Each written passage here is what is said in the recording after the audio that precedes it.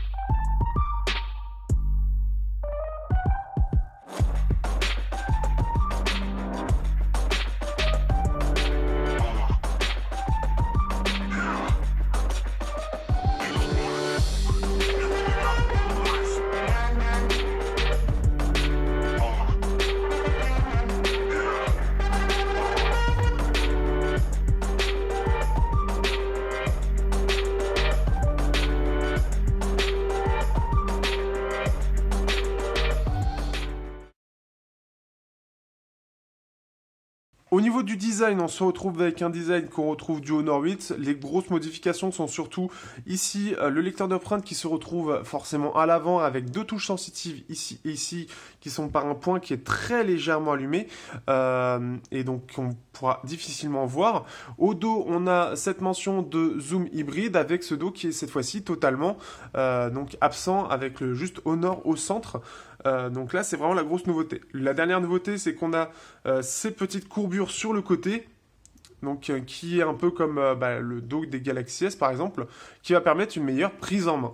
Donc un smartphone qui est très joli, toujours avec ce double capteur et qui se distingue par ses reflets que vous avez vu juste avant. Un smartphone qui tient bien en main, qui est pas trop lourd, qui est très joli. On a la jack en dessous avec l'USB type C. Au-dessus, on a le capteur d'infrarouge, petite nouveauté aussi. Donc voilà, un petit peu un smartphone qui est joli, qui ravira tous ceux qui veulent un smartphone joli, mais qui ne fait pas non plus bling bling. Au niveau de la surcouche, on se retrouve avec Android 7.0 avec EMUI 5.1 comme surcouche. Donc une surcouche que aujourd'hui vous devez connaître si vous suivez la chaîne. Si vous la connaissez pas, c'est que vous êtes dans une grotte.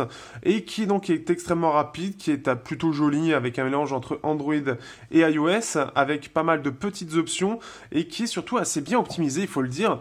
Donc là-dessus, il y a une grosse amélioration par rapport aux anciennes versions de EMUI qui étaient 3.0 ou 4.1 que je n'aimais pas du tout. Une surcouche voilà, qui est jolie, qui permet de mettre des thèmes. On peut avoir sa gestion du téléphone, bien évidemment. Et on va avoir plein de petites options, on va avoir plein de petites choses assez sympas. C'est une surcouche qui est devenue assez graphique et qui est réussie, qui est fiable, qui est fluide, qui est optimisée même au niveau de la RAM. Donc pas de souci de ce point de vue-là. Au niveau de l'autonomie, on se retrouve avec une autonomie d'environ entre 5 et 7 heures selon votre utilisation, avec un peu de jeu et 4G ou Wi-Fi. Une batterie de 3200 mAh, donc quelque chose qui est plutôt pas mal et qui est même surprenant face au Honor 8 Pro. Donc quelque chose qui devrait vous tenir normalement la journée, parfois peut-être 2 jours pour ceux qui sont assez légers. Pour une grosse journée, il tiendra la journée. Bon, moi non, mais en tout cas voilà, une batterie tout à fait honnête. Au niveau du processeur, on se retrouve avec un Kirin 960 qu'on retrouvait sur le Mate 9 ou le Honor 8 Pro. Donc c'est un octo-cœur, 4 cœurs grosse puissance à 73 et 4 cœurs à 53. Ici, on fait un score de 6500. Si on le pousse à bout avec une heure de test, on se retrouve avec 5500. Donc assez stable, moins stable que l'Honor 8 Pro qui n'était pas bridé, mais il chauffe aussi moins. Donc ça c'est une bonne chose pour les mains.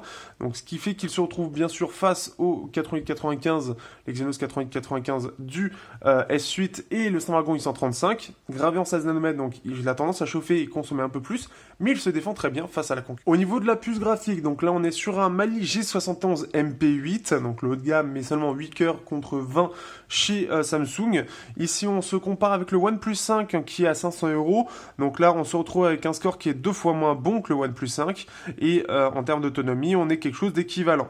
Donc ça reste une puce qui est performante, forcément moins que celle du 835 qui est très performante, et moins que le Samsung qui lui a beaucoup plus de cœurs et qui cette fois-ci sont utilisés, qui est 1,5 fois plus puissant en moyenne.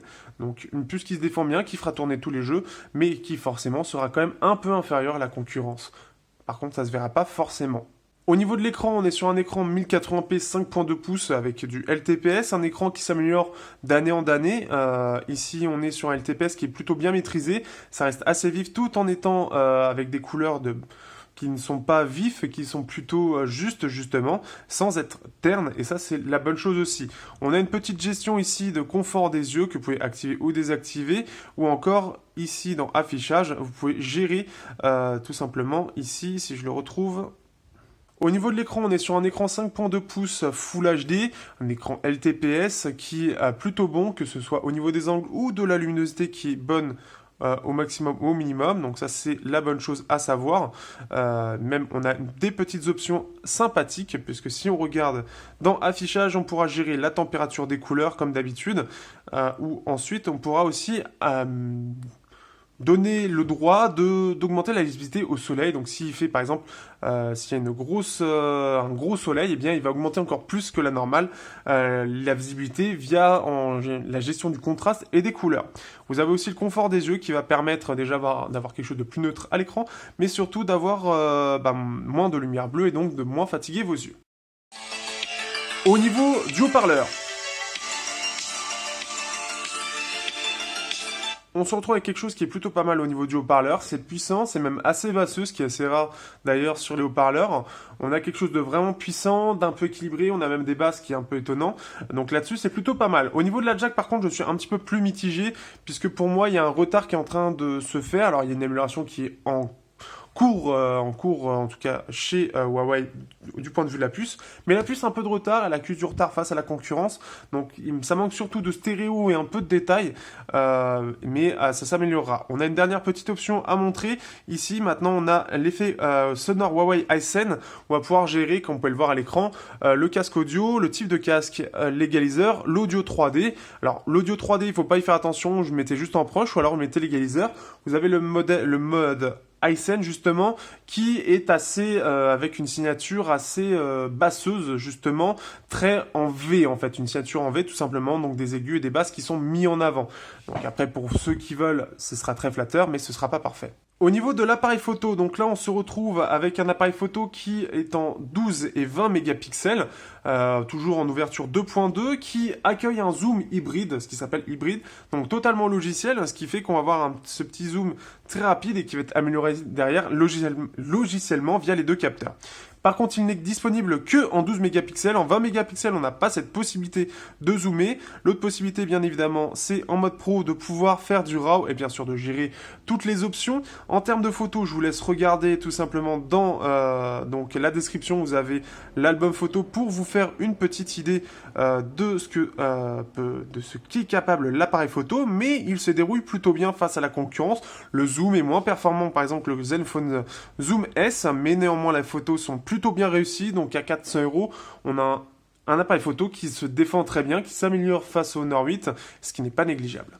Au niveau de la puce graphique, comme on l'a vu tout à l'heure, elle est performante, et donc ce qui fait qu'en jeu, il va bien se débrouiller, et que ce soit sur Battle Bay ou Galaxy on Fire 3, on peut voir qu'il n'y a aucun ralentissement. La puce graphique est vraiment faite pour du haut de gamme, elle pourra faire tourner tous les jeux du store sans problème. Elle reste néanmoins un peu moins performante que, comme on l'a vu dans les benchmarks, la concurrence, mais ça ne se voit pas en jeu. On fait du 60 FPS, et ça, c'est bien. Pour conclure, que penser de ce Honor 9 ? Eh bien, face à un Honor 8 Pro qui avait quelques défauts, le Honor 9 les gomme un petit peu, notamment la chauffe qui est moins importante que l'Honor 8 Pro, là où on a quelque chose d'un peu plus maîtrisé. Certes, l'appareil reste chaud, mais ce sera beaucoup moins désagréable, et ce sera bien quand même en hiver. De l'autre côté, on a aussi ce lecteur d'empreintes, ce petit bouton de navigation qui est assez intéressant et qui va permettre vraiment de pouvoir avoir quelque chose d'assez sympa en termes de navigation. Ça change réellement et c'est agréable. On a ce dos qui est toujours assez sympa, la prise en main est bonne. On a ce zoom hybride qui est un peu particulier et surtout logiciel, mais qui fonctionne et qui va permettre vraiment une amélioration lorsqu'on zoome. Je vous renvoie au comparatif avec le Asus Zenfone Zoom S pour vous faire une idée. En soi, c'est une bonne amélioration du Honor 8, proposé donc à 430 €. Donc il y a quelques petites choses pour le rendre entre guillemets 400 €, soit une ODR, soit une réduction de 30 € sur Amazon, je crois, avec un chèque cadeau, ou encore d'autres choses. Ça permet de compenser, de rester sur un prix plancher de 400 €, comme le Honor 8, et c'est vraiment réussi, surtout qu'on a 64 Go de mémoire, 4 Go de RAM, et l'ensemble est bien fini, donc pas vraiment de gros problèmes avec l'appareil photo, c'est surtout, enfin avec l'appareil en lui-même, c'est surtout l'appareil photo et son zoom qui est un peu particulier, qui ne peut être fait que en 12 mégapixels, et qui n'est pas un zoom optique non plus, mais ça, il faut bien être au courant. On n'a pas de stabilisation non plus, et ça c'est un petit peu dommage par contre. On a une jack qui est un peu moyenne face à la concurrence, mais à 400 €, ça passe un peu mieux. Le reste est vraiment très équilibré à 400 €. Il faut l'avouer, c'est un très bon rapport qualité-prix, c'est un smartphone que je recommande sans problème. Donc voilà, si vous avez des questions, n'hésitez pas à les poser dans vos commentaires, mes commentaires plutôt, enfin dans les commentaires de la vidéo. N'hésitez pas à partager, liker, n'hésitez pas à dire votre ressenti, et on se dit à bientôt pour un prochain test sur Teknoid.